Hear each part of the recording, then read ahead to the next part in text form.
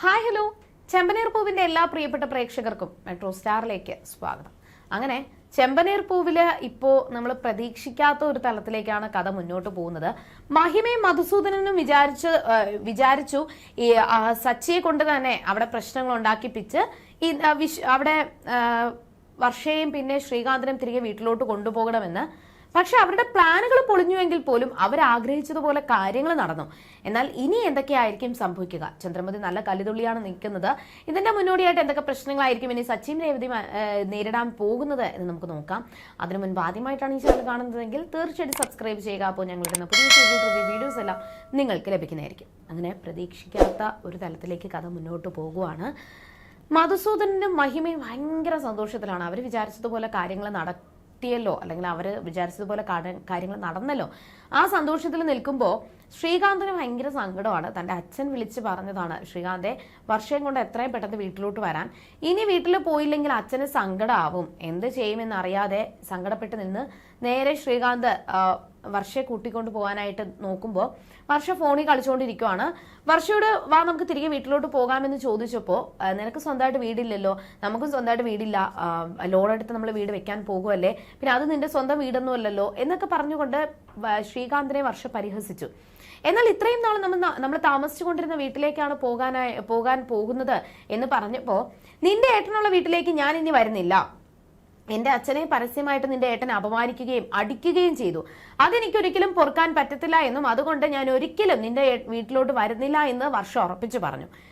എന്നിട്ട് ഒരുപാട് സച്ചിയെ കുറ്റപ്പെടുന്നത് കണ്ടപ്പോൾ ശ്രീകാന്തിനെ സഹിച്ചില്ല. ശ്രീകാന്ത് പറഞ്ഞത് തിരിച്ചു ശ്രീകാന്ത് അതുപോലെ തന്നെ മധുസൂദനെയും കുറ്റപ്പെടുത്തി സംസാരിച്ചു. എന്റെ ഏട്ടത്തി മോഷ്ടിച്ചു, മോഷ്ടാവാണ് എന്നൊക്കെ പറഞ്ഞ് നിന്റെ അച്ഛൻ സംസാരിച്ചു. എന്നിട്ട് എന്റെ ഏട്ടത്തിയെ ഒരുപാട് അപമാനിച്ചു. അത് കണ്ടിട്ട് സഹിക്കാതെയാണ് എന്റെ ഏട്ടനോട് പോയി കാര്യങ്ങൾ പറഞ്ഞതെന്നും അങ്ങനെയാണ് ഏട്ടൻ. എന്നിട്ടും ഒരുപാട് അവിടെ വഴക്കുണ്ടായിട്ടും ഏട്ടൻ മിണ്ടാതെ നിന്നു. പക്ഷെ നിന്റെ അച്ഛൻ ഒരു പക്വതയുള്ള ഒരാളെ പോലെ അല്ല പെരുമാറിയത്, ഒരു മുതിർന്ന ആളെ പോലെ അല്ല പെരുമാറിയത്. അത് സഹിക്കാത്തത് കൊണ്ടാണ് ഏട്ടത്തെ കുറ്റം പറഞ്ഞതുകൊണ്ടാണ് അടിച്ചതെന്ന് പറഞ്ഞ് സച്ചിയെ സപ്പോർട്ട് ചെയ്തു. പക്ഷെ അതൊന്നും ഉൾക്കൊള്ളാനായിട്ട് വർഷ തയ്യാറായില്ല. അവസാനമായിട്ട് ശ്രീകാന്ത് ചോദിച്ചപ്പോഴും ഞാൻ വരുന്നില്ല എന്ന് വർഷ ഉറപ്പിച്ചു പറഞ്ഞു.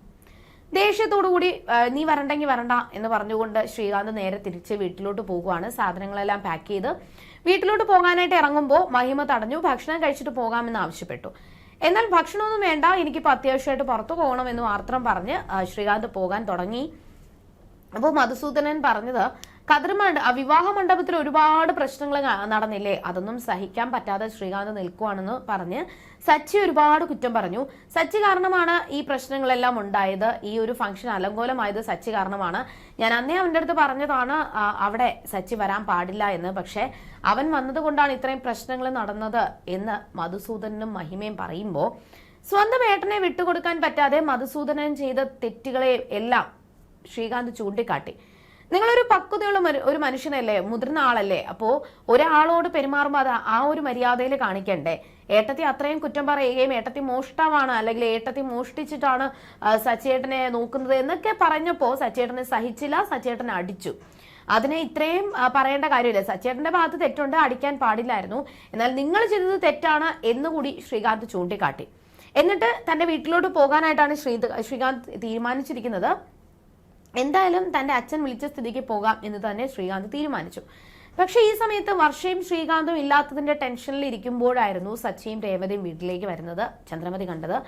ഉടനെ തന്നെ അവരെ തടയുകയും എന്നിട്ട് സച്ചി ചെയ്ത പ്രവൃത്തിക്ക് കുറ്റം പറയുകയും ചെയ്തു. ഇത് കേട്ടുകൊണ്ടുവന്ന സുധിയും ശ്രുതിയും നല്ലതുപോലെ സന്തോഷിച്ചുവെങ്കിലും കേട്ടുകൊണ്ടുവന്ന രവീന്ദ്രന് സഹിച്ചില്ല. സച്ചിയും രേവതിയും അത്രത്തോളം കുറ്റം പറയുകയും എന്നിട്ട് രേവതി സ്ക്രൂ കയറ്റി വിട്ടാണ് സച്ചി ഇത്രത്തോളം പ്രശ്നങ്ങൾ ഉണ്ടാക്കിയത്. വർഷ ഈ വീട്ടിലോട്ട് വരുന്നത് രേവതിക്ക് ഇഷ്ടമല്ല. അങ്ങനെ ഇഷ്ടമല്ലാത്തത് കൊണ്ടാണ് നീ ഇത്രയും പ്രശ്നങ്ങൾ ഉണ്ടാക്കിയത് എന്ന് കൂടി ചന്ദ്രമതി പറഞ്ഞു. അതൊന്നും കേട്ടിട്ട് സഹിക്കാൻ പറ്റാതെ രേവതി നിൽക്കുമ്പോഴാണ് ഇനി എന്തായാലും നിങ്ങൾ ഈ വീട്ടിൽ നിൽക്കേണ്ട കാര്യമില്ല, നിങ്ങൾ കാരണം ഒരുപാട് പ്രശ്നങ്ങൾ ഈ വീട്ടിലുണ്ടായി, അതുകൊണ്ട് ഇനി നിങ്ങൾ ഈ വീട്ടിൽ നിൽക്കേണ്ട കാര്യമില്ല എന്ന് പറഞ്ഞ് അവരെ ഇറക്കി വിടാനായിട്ട് ചന്ദ്രൻ ശ്രമിച്ചു.